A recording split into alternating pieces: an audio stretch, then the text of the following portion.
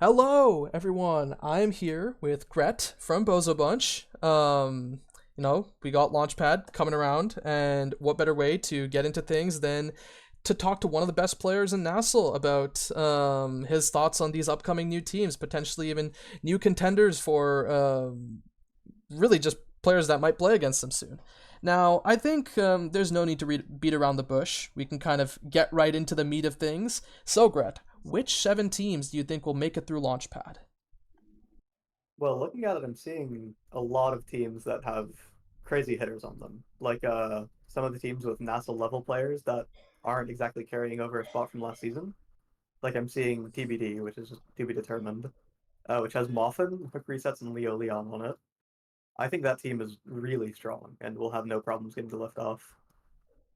I'm also seeing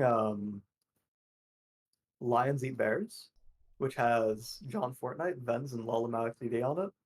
All three of those players have like crazy potential on them, and they've all proven themselves like over and over again.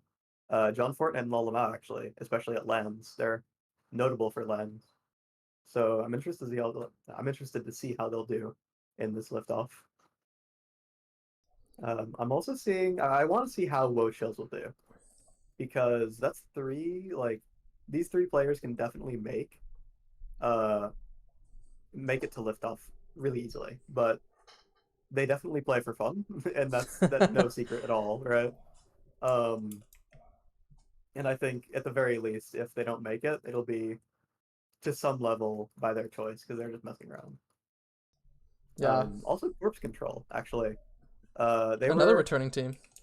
yeah, but the difference is that now they don't have Carmine, and Yes. Carmine was like known to be kind of the center of the team last time. But I don't think the team is that weak without him. I think Andy, Zaxmac, and Wee, who's replacing him, is a very strong team actually, because these players have all been getting a lot better too. So I think they'll make it to liftoff for sure. Yeah, so I think that Looking brings at us up to five, right? five, yeah, Yeah. I'm seeing Ember's Flame, if that doesn't have a spot over from any of those players, which Yeah. is Wisp, Jay, and Mr. Zert. Those three players are very strong players. I think they'll have no problems making NASA at least. So I think they'll make it through liftoff for sure. Okay. And one team I want to keep an eye on is Core Dynasty Party, Hmm. which has Asianator, Satella, and Swaghammer. That's a very interesting team. I want to see them play for sure because those two players can definitely get it done. And if the goal is to get it to liftoff in the first place, I think they can definitely have a good shot at it. Yeah. And I think the other thing to keep in mind is let's put this right now as six, right? Considering the fact that the TBD will probably only be playing in Launchpad 2. Right. Who do you think the seventh slot will go to from Launchpad 1? Well, on Launchpad 1, um, I'm seeing one team, and it's Now's Bureau of Strikers That's with Launchpad Evil Drew 2. Danger. They're only Launchpad 2. Yes. Okay. Okay, I was wondering because Drew is I heard not going to be playing on that team beyond Launchpad. Hmm. Is Modern Magic? Did they have a spot from last season? Nope. I'm pretty sure you also mentioned them already, though. I don't think I did. Well, Not in this let's get recording, at into it. least. Yeah, I think I'm pretty sure Modern Magic will have like no problems getting to liftoff. Those Hmm. three players can definitely make it, and they have a solid shot at Nassau too. So I think those three players for sure will definitely get through liftoff for free, pretty much. Yeah. And I mean, I think that brings us up to six. So we still have one more. I mean, Six? yes. You Okay. have Modern Magic, Lions Eat Bears, Corpse Control, Woe Chills, Ember's Flame, Core Dynasty Party, and well, to be determined, but that's in Launchpad 2. Right. Okay. Well, I'm not really running out of solid teams, so I'll bring up another. I'm looking at Meow Meow Magic here, Ooh. which has Dave, Just Logan 2, and Zyoshi Yoshi. But it's just Logan in the net and Dave in midfield, right? I think those three players. I mean, Logan has been playing every role. He's been swapping roles like constantly. But he played a lot of brawler. He's swapping to goalie now. But I know he's been playing a lot of goalie and solo queue for a long time before this launch pad. So, like in the first place. Yeah. So I think he'll have no no unfamiliarity on the role. So I'm interested to see how Dave and Zyoshi will do on the Launchpad too, because I think they can definitely do it. Yeah, for sure. But I guess that kind of brings me to the next question, right? Because there are certain teams who have these players that'll really make a difference in their team's dynamic.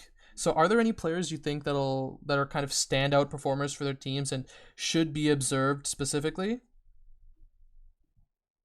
Standout players for their teams. I think is this including like just any teams, including ones that aren't playing in like Launchpad 1? Well, really specifically in Launchpad One. That's kind of the main idea of this interview. Launchpad 1 only. Okay. Yeah. There is one player that comes to mind, and he goes by the guy that gets notable Asher KO extraordinaire. Yeah. This team is a threatening one, I'm gonna say, because if you don't know how to draft for like versus this team, if you can't take his Asher or ban it in the first place, then he's going to pick it pretty much as soon as he can, and that team will get so much stronger in like the moment he gets that pick, because he's so good at finding those kills with like Pummeler's Asher, and if a team doesn't know how to avoid that, then they'll get completely steamrolled in draft. So that's definitely something to look out for. That player Yep. is pretty much a basis of any team he's on. Of course. Any other players you think? Because that's just from Yin and Yang, right? Yeah. Um, what role do you think will matter the most out of all three of these? Like, Well, I think in pretty much every match, midfield is the most important role, because if there's like a big difference between the skill of the midfielders, it's almost impossible to actually win that game. Like if your midfielder is a lot worse than theirs and they're just like losing interactions over and over again, you can't actually get anything done in the match. So I think having a solid midfielder is like a really high priority for these teams. of So course. I'm looking at the list here, and I think Whiplash will be Hmm. playing with Hungry Boy, but only for Launchpad 1. Yes. Um, Temple Moun's coming back later. yeah, I'm interested to see because Hungry Boy made NASA Grand Finals, right? On Yes, with LLC. LLC. Yeah, he's a really, really solid player. And I think he can. I didn't like bring it up because I wasn't really looking at this team with context of him playing on it for Launchpad, but I think he is definitely going to be like a big factor for their performance in Launchpad 1, and I want to see how it will go. He might take the lift off like really early. He just might. He might be hungry for that position, as his name says. A hungry But fa- as we continue going through, right? Are there any teams you think have pretty good upset potential? Teams that people might underrate, but could really punch above their weight class? I think I'm gonna go back to Yin and Yang for this one because as I said with the guy that gets before, and I mean the greatest meme is a really solid midfielder too. Dragon Claw is good at holding it down for sure. I think again, if any team like doesn't have that ability to survive and avoid those knockback kills from the guy that gets, I think even if they are like more fundamentally sound or whatever, they'll still get rolled over completely because they won't be alive long enough to be able to show those fundamentals off. So I think Yin and Yang has like insane upset potential. Yeah, of course. I think so too, right? This team, pretty high highs, but might not. I mean, there might even be low lows there. But Maybe. that kind of brings me to the next question, right? What about variance between teams, right? Any teams you think that have pretty high variance in their high highs and low lows? Mm, I think I would say Ball and Ballers for this one. Okay. Ball and Ballers is, I mean, they're usually impressive to me, like a lot more than I expect. Whenever I watch them, I'm usually like, I find myself rooting for them a lot more than when I go into a match I'm expecting to in the first place. But it's very fun to watch them play. But what I do know is that all three of them are very momentum-based players, I will say. They all definitely rely on their own confidence in like the ability for them to win interactions. And if they don't have that confidence, I don't think they're going to make plays as like strongly as they usually would. Um, and especially, I heard that they'll they're not playing as frequently until Launchpad 2 or so. Yeah, So that could basically, also since be a reason behind that. I believe Big Anime Milky's is on vacation. So, Right, yeah. right, right. But yeah, I mean, flipping back to another one of the questions I had in mind, right? We talked about teams that we think will make it through Launchpad to liftoff, but then there's also going to be some of these teams who we think could even make it further, right? So, which teams do you think will kind of have it like a straight shot to Nassau, or even for just the Launchpad teams that you don't think will make Nassau, who do you think are for sure at least NASA? For sure, NASA. Okay. This is when I'll bring them up. Absolutely, no like doubt in my mind. TBD to be determined. Moffin, Hook resets, Leo, Leon 500. This team is insane. Again, they're the team I have my eye on probably the most coming into this like Nationals qualification season. Mm-hmm. I really want to see all they do because all three of those players I respect a lot. I think they're all very, very good. I've played with Moffin a lot too because he used to be a Bozo Bunch sub, right? Of He's played course. national matches as Most a Bozo valuable Bunch sub sub. and won them. Yeah, he's insane. So I think that's like this team has a crazy shot at NASA, and if not, they'll easily make it to NASA and do well in that league too. Yeah, for I sure. think also Cosmic Calamities, which they're keeping a spot from. They're taking Cosmic Calamities a spot from last season, Mm-hmm. but the roster only has Natty as a starter from Correct. last. He's on insane. I think Natty Cardbox and 3Z Breezy has a really good shot. I think Cardbox is super underrated. He's like frequently going toe to toe with NASA level midfielders. He has a really strong character pool too. He plays Amy, he plays Now. He has pretty much any. He can pick whatever he needs to win the game. I think as long as 3Z can work with that, as long as 3Z has that synergy with Cardbox, Natty holds it down so hard that they'll have no problem scoring. They'll have no problems defending. I think that team can also make Nassel for sure. Yeah. And a bit more of a tentative one. I think I'm maybe a bit more of a doubter than most people on this team. It's Modern Magic. Mm-hmm. I will not mask this. I think Forgot's really good. I think Forgot's insane. I think he's like by far the best player on that team. He's definitely NASA level, but I don't know how it'll turn out as like a unit of those three players Yeah. because yeah, it's hard to say how the synergy will go between them. Yeah. Like Forgotten Rumpy on defense, Forgotten Carmen on offense. I don't think they've been playing for that long together either, so it's really tough to Yes, say. it is a very new roster. Yeah, so if they can mesh well together, pretty quickly, then I think they'll do pretty well in liftoff. Though I would not say at all that they're guaranteed Nassel. Yeah, for sure. Yeah. So I guess with those in mind, right? We can kind of take a little bit of a shift away from the Launchpad teams itself and go more to just the meta as a whole, right? Right. Any characters you think that are a general like must pick or must ban with the current meta and map pool? Well, I think Asher and Rasmus as brawlers. I think those two characters are far and away the top two in the brawler role. I don't think any other like character comes that close. Centauro and X are both up there too, but I don't think they're in that same echelon. Mm-hmm. Centauro is the Awakenings favor him a lot, like specifically, but I don't think they favor his compositions. Right? He's not very good for. He doesn't have many damage awakenings for his teammates to take for him to control that and confirm those kills. Right. Even if he is getting like 4 dash range super searches back, stuff like that.